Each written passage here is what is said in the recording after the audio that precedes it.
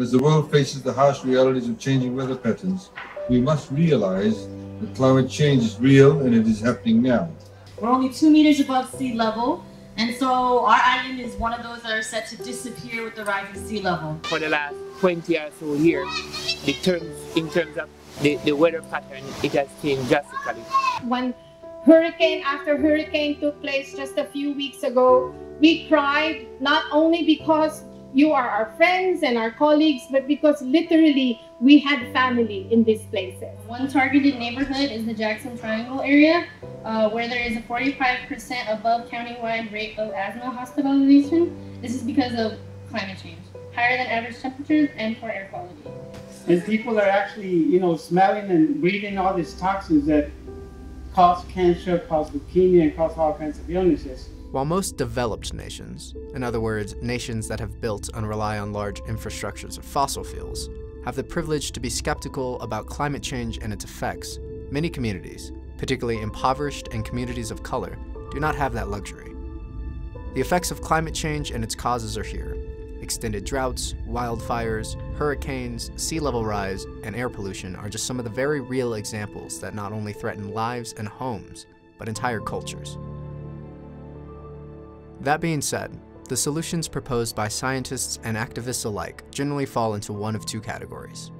Advance and develop better technology and policies to adapt to and mitigate climate change effects, or change the way in which most humans have become accustomed to living.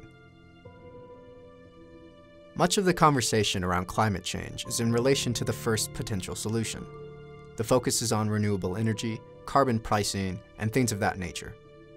The primary concern seems to be, how can we adapt to and mitigate climate change effects without really changing our lifestyles?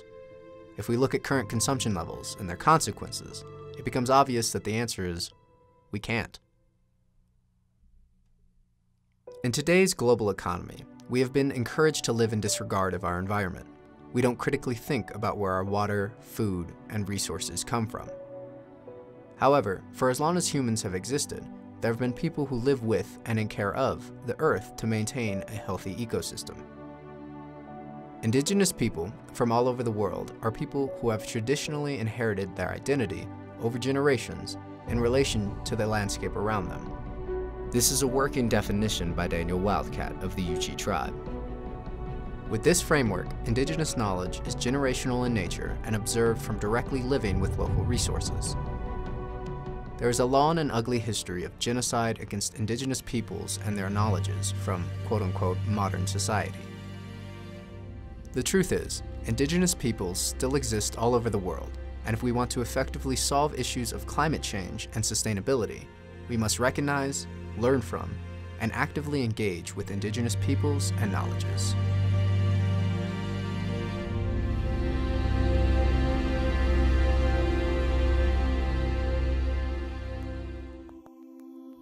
Every year since 1995, the United Nations Framework Convention on Climate Change has held a Conference of the Parties, or COPs, where representatives of nations from across the world come together to debate and implement climate change adaptation and mitigation solutions. At COP23 in 2017, there was much hope for the recently created International Indigenous Peoples Forum on Climate Change. The UN have adopted the way forward for the Indigenous platform. Article 7.5 of the Paris Agreement enumerated clearly that Indigenous people's traditional knowledge is part of the solution for adaptation. We still have cultural values and traditional wisdoms that we have at the present time that we can revive in order for us to respond to all the signs of times that we are facing. With the state parties, we can have the full and effective participation in the decision-making of these climate change fora. That's the struggle, is that there are nation states who would rather for them to run the car, to drive the train, or whatever analogy you want to use, and not give up that space to indigenous people to be active participants in that process. We need to be there. They cannot not negotiate in our behalf, but we have to negotiate with them because it's our issue. And so when we talk about traditional knowledge and the implementation of the language as defined in the Paris Agreement, it's absolutely essential that indigenous peoples are helped leading that effort. Our knowledge are not also something we can share in website or just writing down. Our knowledge is linked with our land, our natural resources.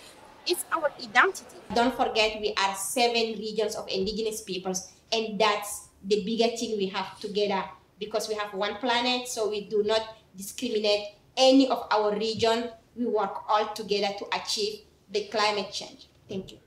But is it really enough?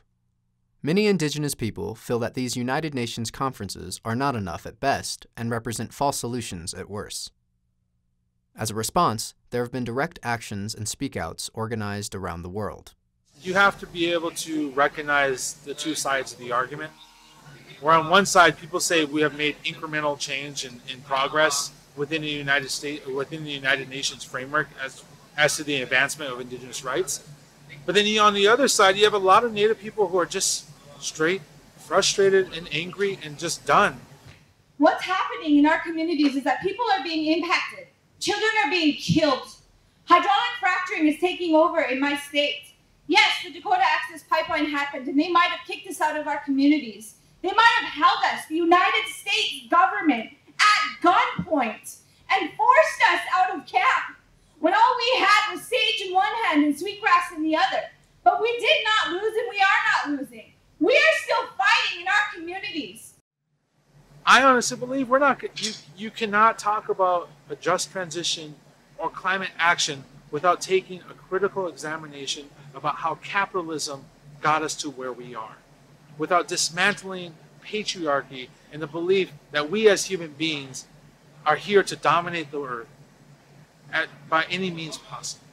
But it's not only effective to address the results of climate change, not just talking about just transition anymore. How do we recover in the now the effects that climate change is having, the lives it has taken today, the lives it took last month, the month before, the lives it's going to ruin in the coming months? How do we address that? We need to recognize the first cause of everything, and that is the systemic and systematic racism that imposes on our oppressed bodies the results and the impacts of climate change.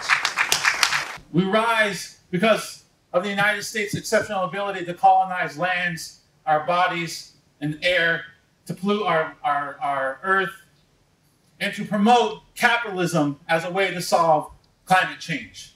But we are still in, and it is so important for the work that states are doing. We are the places where progressive public policy is happening, particularly with this current administration, and we are on the front lines, making sure it doesn't get worse. That's something we're taking a hard look at. Putting a price on carbon using market forces is, I think, going to be the way that is going to be the long-term success. So I think that's what we need to really look at, carbon pricing. That's not the entire solution. It's also holding the society overall accountable for how we rape, plunder, and extract from Mother Earth itself. What's being pushed here at the COP and the 22 COPs before this is carbon pricing and carbon trading, false solutions to the climate crisis. What we have to realize as humanity is that if you want to see who's going to save us, look at the panel that just came before. It's not the older men in business suits that are going to save us, I'm sorry to say. It's going to be the youth and the diversity and the people that make up our country. Many communities believe policies like carbon pricing to be a means of letting companies still extract and burn fossil fuels in a greenwashing way. The Indigenous Environmental Network and Climate Justice Alliance released a detailed report at the UN and available online, which further breaks down certain criticisms of carbon pricing and other climate policy. What our organization advocates for, protection of Mother Earth, a defense of indigenous rights, and a renewal of the relationship to Mother Earth herself. That renewal is absolutely essential. And our most important tool is our culture, our traditions, and agroecology. Being able to work and subsidize, give money, not to Monsanto, not to the biotech, not to climate smart agriculture. We need to give that money to the people that are cooling the planet and feeding our children healthy food. I firmly believe in this kind of trifecta, this tripod of resistance, which is one leg is direct action, the other leg is political action, And the third leg, which really speaks to the heart of the Indigenous rights struggle, is spiritual action. If we want to achieve a healthy planet and society, there are certain things we must do. First, we must continue to educate ourselves on matters of climate change, sustainability, Indigenous knowledge, and how the three are connected. We can take the time to research the land in which we occupy and the people that lived here before us. Second, we must advocate for Indigenous rights and practices not only to be legally protected, but also to be understood and recognized as legitimate. We can reach out to our representatives, show up at demonstrations, and speak out against ignorant and racist behavior. Third, we must learn more about ourselves by developing a deeper awareness of how we interact with the natural world. We can ask, where do our clothes come from? Where does our trash go? How can we consume less? These questions may not be thought of as Indigenous questions, but understanding our relationship to the environment puts Indigenous peoples and knowledge at the forefront of the conversation. The more we observe the changing world around us, the more obvious it becomes that living with respect to our environment is essential. We must also recognize that consumer society's best interests and history have been in vilifying this knowledge and the peoples that live with it. It thus becomes our responsibility, as contributors to global change, to resist materialism and imperial rule, to respect and recognize our connection to all life, and to live in accordance with what we want our world to be, and what for some, it already is. Healthy, sustainable, and equitable to all. And in particular, let's have a moment of silence for our leaders across this globe whose lives have been taken or threatened for standing up to protect Mother Earth, to protect the water, and to protect our rights to self-determination as Indigenous peoples and sovereignty. So let's have a moment of silence together for those ones.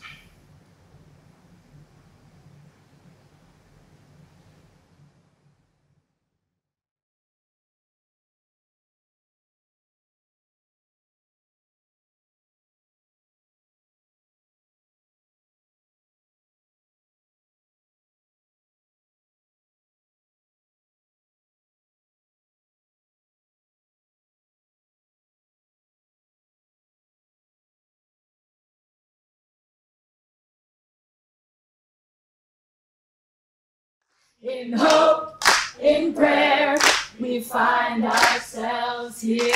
In hope, in prayer, we're right here. In hope, in prayer, we find ourselves here. In hope, in prayer.